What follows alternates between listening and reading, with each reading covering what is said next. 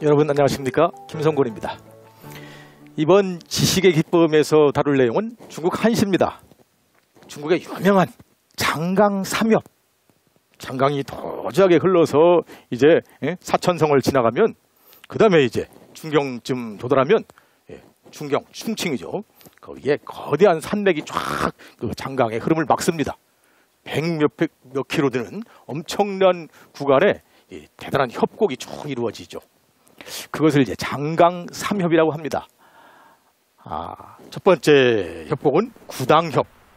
그 웅장한 기세로 아주 유명한 구당협이 딱 들어서고, 그 다음에 이어지는 것이 이제 아주 신비한 무협. 그 다음에 이제 쭉 길게 이어지는 것이 설흥협.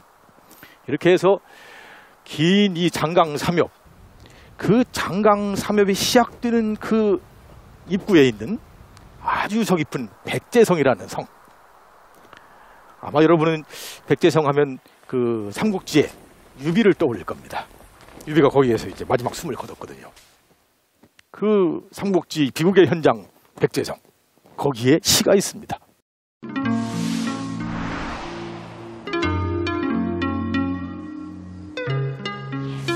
여러분 잘 알고 있는 시선 200, 또 최고의 시인이라는 시성 두보, 이런 사람들의 시가, 그것도 아주 최고의 시가 그 백제성이라는 공간에서 이제 만들어졌습니다. 오늘은 저와 함께 이제 그 백제성을 가서 여러 가지 백제성과 관련된 얘기도 여러분 들어보시고, 그리고 그들이 남긴 그 시선과 시성이 남긴 아주 절창 최고의 작품을 함께 감상해 보시는 겁니다. 백제성, 여러분 아시는 대로 관우가 손권에게 죽음을 당하죠. 그래가지고 이제 관우의 이 원한을 갚기 위해서 유비가 대군을 일으킵니다. 그리고 대군을 이끌고 파죽지세로 쳐들어가죠. 그런데 육손이라는 이 손권의 장수한테 탁 막혀가지고서 화공으로 아주 거의 전멸하다시피 합니다. 그래가지고 쫓겨가지고 돌아와서 이제 머무르는 곳이, 이르는 곳이 바로 오늘 그 백제성입니다. 거기 와서 이제 병을 치료하는데 병이 깊어져가지고 이제 임종이 갖고, 그래가지고 드디어 이제 사람을 급히 저 사천성 성도로 보내가지고 그곳에 있는 제갈량을 부르죠. 제갈량이 이제 유비의 두 아들들을 데리고 와서 이제 유비의 그 마지막 임종을 지킵니다. 유비가 제갈량에게 이제 한나라의 중용을 부탁하고, 그리고 자기 아들들을 부탁하죠. 이 아들들 좀 잘 돌봐서 나라를 좀 잘 건사하게 해달라고. 그래서 아이들을, 고아가 된 아이들을 부탁한다 해가지고 부탁할 탁자에다가 고아 고자, 의로울 고자를 써가지고 탁고당, 유비가 마지막 숨을 거둔 그 공간을 탁고당이라는 건물로 만들어서 지금 일반에게 공개하고 있습니다. 그 탁고당에 가게 되면 거기에 이제 유비, 병석에 누워있는 유비, 그리고 그 옆에 서 있는 제갈량, 그리고 옆에 밑에 무릎 꿇고 있는 두 아들, 그 다음에 군신들이 쭉 둘러있는 그런 이제 인형들이 거기에 다 만들어져 있어요. 그런데 이 탁고당에서 우리가 특별히 이제 주목할 만한 것이 있습니다. 유비가 마지막 숨을 거두기 전에 이제 유언을 남기는데, 뭐 이런저런 얘기 하다가 아주 의미심장한 특별한 유언을 남겨요. 거기에 군신들이 쫙 뭐 장수들, 뭐 여러 뭐 신하들이 다 둘러서 있는데, 거기에 한 사람을 딱 가르치면서 얘기합니다. 이 제갈량한테, 저기 저 서 있는 저기 마속, 저 친구는 평소에 그 말이 실제보다 지나치게 과장하니 절대로 그에게 중임을 맡겨서는 안 돼요. 지금 목숨을 거두는 상황인데 특별히 그 마속을 들러서, 여러분 마속이 누군지 아시죠? 읍참 마속 할 때 마속입니다. 아주 그냥 뭐 전략가죠. 아주 지혜로운. 근데 마속을 절대로 이 중임을 맡겨서는 안 된다, 이런 것을 딱 이제 마지막 유언으로 남기고 그리고 죽어요. 그런데 이 마지막 저 마속을 경계하라는 그 요청만큼은 이 제갈량이 듣지 않아요. 계속 여전히 마속을 이제 계속 중임을 하면서 중요한 일을 맡깁니다. 드디어 이제 유비가 죽고 이제 촉을 잘 건사해 가면서 이제 내치를 잘 다진 제갈량이 드디어 유비의 유촉을 따라서 북벌을 합니다. 유나라로 쳐들어가죠. 그러면서 북벌하기 전에 가장 그 중요한 요충지인 가정이라는 곳을 이 마속에게 맡깁니다. 이 가정을 잘 지켜야 된다. 만약 이게 뚫리면 북벌은 의미가 없어진다. 북벌할 수가 없다. 그래가지고 이제 절대로 경거망동하지 말고 여기를 잘 지켜라. 그리고 부탁하고 갑니다. 그런데 이 마석이 자기가 생각하는 대로 그냥 멋대로 진을 치는 거예요. 이 물가에 치라고 했던 제갈량의 부탁을 듣지 않고 산 위에다가 진을 칩니다. 그런 바람에 결국은 그 진법의 이 허술함을 간파한 위나라 장수에 의해서 결국은 포위가 되고 결국은 그 가정을 잃어버리게 됩니다. 그 소식을 듣고 이제 멀리 북도로 나갔던 이 제갈량이 군대를 급히 돌려옵니다. 그래 와가지고 드디어 이제 그 죄를 물어가지고 눈물로 그 마석의 복을 베죠. 그래서 읍참 마석 아닙니까? 예, 눈물 흘린다. 그 다음에 참한다. 마석. 응? 아끼지만 사랑하지만 그래도 이제 책임을 물어가지고서 죽인다. 읍참 마석. 자, 이 백제성을 쭉 여행하다 보면 거기에 이제 백제묘라고 해서 사당이 있습니다. 오래된 사당이 있어요. 아주 그냥 그 문양이 아름다운 그 사당을 딱 들어가기 바로 직전에 몇 개의 시비가 있습니다. 시를 적은 비문이 있어요. 아주 그냥 활달한 투석처럼 막 날아가게 쓴 모택동이 쓴 시비가 있습니다. 그리고 바로 그 옆에는 이제 그 모택동과 함께 중국의 혁명을 이끌었던 주울레, 아주 총리로서 굉장히 사람들의 사랑을 많이 받았죠. 그 주울레가 또 쓴 작품이 있고 그 옆에는 그 뒤 한참 뒤에 강택민 주석, 짱저민 그의 또 글씨가 딱 시비로 적혀 있습니다. 세 사람이 똑같은 시를 거기다 딱 썼어요. 딱 글자가 달라요. 그 작품의 기세가 달라요. 그런데 그 세 사람이 그 중국의 정치 지도자들이 한결같이 쓴 작품 누구의 작품일까요? 바로 이백입니다. 이태백이 그곳에 들렀을 때 쓴 조발백제성이라고 하는 아주 유명한 시. 그걸 다시 딱 써놨어요. 이 조발백제성이 이 백제성에서 가장 유명한 이백의 시이자 많은 사람들 지금까지 수많은 사람들이 즐겨 음송하고 이제 그 시에서 풍겨져 나오는 그 환희, 그 기쁨의 정서 그것들을 누리려고 해가지고 지금도 많이 감상하고 있는 그런 시입니다. 한번 볼까요? 조사 백제 채운간 천리 강릉 일일환 양안원성 제부주 경주 이과 만중산. 우리말로 제가 읽었습니다. 번역을 볼까요? 아침 채색 구름 속에서 백제성을 이별하고 천리 강릉길을 하루 만에 돌아간다네. 강 양쪽으로 원숭이 울음소리 끊임없이 이어지는데 내가 탄 가벼운 배는 벌써 만첩 산중을 지났구나. 자, 한번 한 구절씩 따라볼까요? 조발백제성 무슨 뜻입니까? 조는 일찍 조차죠. 아침 일찍 발은 출발한다는 뜻입니다. 백제성을 출발하며 백제성은 아까 얘기한 대로 그곳에 이제 요새로서 쌓아진 성입니다. 장강삼엽이 시작되는 그러니까 저 하류 지역에서 올라오는 것으로 보자면 이제 장강삼엽이 끝나는 그 지점에 딱 있는 거죠. 사실 거기서 딱 틀어막으면 동남쪽에서 오는 모든 세력들을 다 막을 수 있습니다. 그러니까 사천성을 이제 아주 독자적으로 자기들이 이제 관리하고 치리하는 데 있어서는 이건 뭐 중요한 관문이죠. 아침 일찍 백제성을 출발하며 조사 백제 채운간이라. 조자는 아침 조자죠. 사자가 무슨 사자입니까? 말씀 사자지만 이게 동사로 쓰일 때는 뭐예요? 이별하다 이런 뜻입니다. 뭐 고별하다 이런 뜻입니다. 그래서 아침에 이별한다. 백제성을 이별한다. 채운간. 채운은 이제 채색 구름 속이죠. 아침에 찬란한 아침 햇살이 구름 속에서 쫙 빛나는 거죠. 그 상황에서 백제성을 쫙 아침에 이별하고 천리 강릉 일일환이라. 천리 강릉은 어디냐면 지금은 이제 중국의 형주인데 이 장강삼엽이 다 끝나고 이제 장강이 넓게 흐르는 그 지점에 있는 큰 도시입니다. 본래 이제 그 관우가 그 형주를 지켰다가 나중에 패하고 죽임을 당했죠. 이 형주 그곳이 이제 백제성으로부터 출발하면 그건 이제 천리길이죠. 그 천리 강릉길을 일일환이야. 하루 만에 들어간다.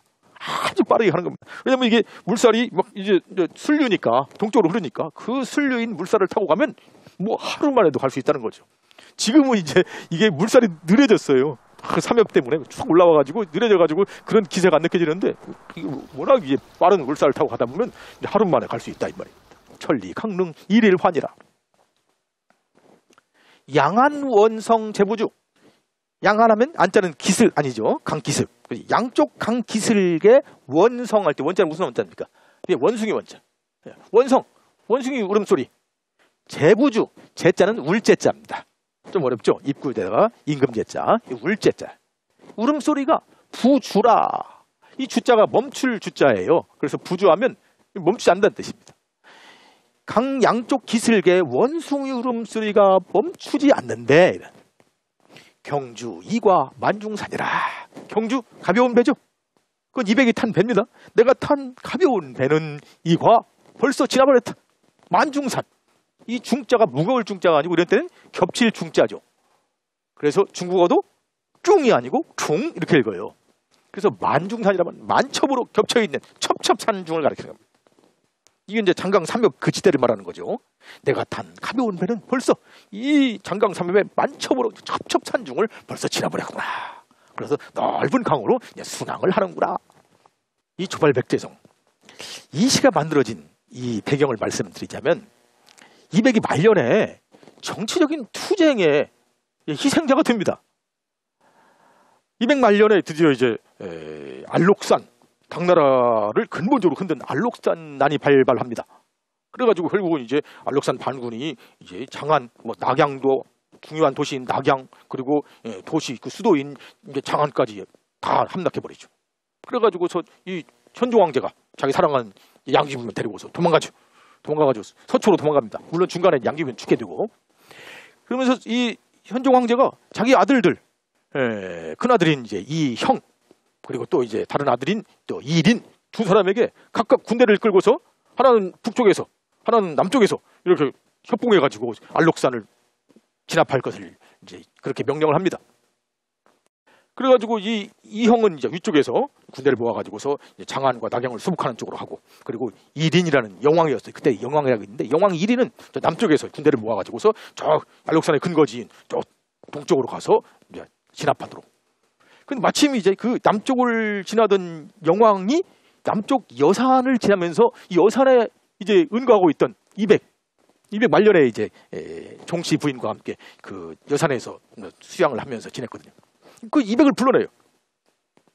200이 굉장히 정치적인 야심이 컸어요. 그런데 이제 여러 가지 이유로 이제 그게 이제 좋은 그 높은 그 지위를 얻지 못해가지고서 늘 그냥 그게 아쉬움이 있는데 갑자기 이제 자기를 부른단 말이에요. 영왕 이린이. 그래가지고 냉큼 갑니다.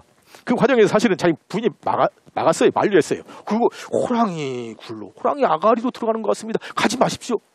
그런데 이제 워낙 정치적 야심이 컸기 때문에 그냥 그런 거 뭐 가리지 않고 그냥 간 거예요. 부인 말은 좀 들어야 됩니다. 가가지고 이제 이 영왕 이린과 함께 아주 기세등등하게 쭉 했는데 문제가 생겼어요. 이게 이 큰아들 이형이 나중에 그냥 자기 스스로 황제가 됩니다. 그래가지고 아버지 현종을 그냥 상왕으로 올려버리고 자기가 황제가 돼버려요. 그게 숙종이에요. 그리고 자기 동생한테 야 너 왜 빨리 군대 그 철수해. 아버지한테 돌아가. 영왕 이린이 말을 안 듣습니다. 그냥 군대를 보내가지고서 그냥 영왕 이린을 죽여버리죠. 그리고 이제 거기 같이 함께 참여했던 200은 내란 부역지거든. 그래가지고 거기 심양 감옥에 갇힙니다. 그리고서 이제 이거 거의 뭐 이건 사형이죠, 사형. 그런데 이제 종씨 부인이 다니면서 구명운동 막 해가지고 결국 이제 유배형으로 낮춰지고, 그 유배형이 결정돼가지고 저기 이제 귀주에 있는 야랑이라고 하는 아주 오지로 드디어 이제 유배를 떠납니다. 그렇게 해가지고서 이제 장강을 거슬러 올라가는 거예요. 그래가지고 장강삼엽 그 거센 물결, 이게 워낙 거세니까 이 배가 갈 수가 없어요. 그래서 양쪽 옆에서 이게 배를 끌어줘요. 양쪽 옆에서 이제 그 사람들이 그렇게 해가지고 이 겨울에 그 상강삼엽을 올라서 2개월 갑니다. 2개월 걸려요. 2개월 동안 거기를 겨우겨우 올라와서 이제 봄이 든 딱 그 시기에 딱 이 백제성에 딱 도착을 했어요. 아이고 내가 죽을 뻔했다.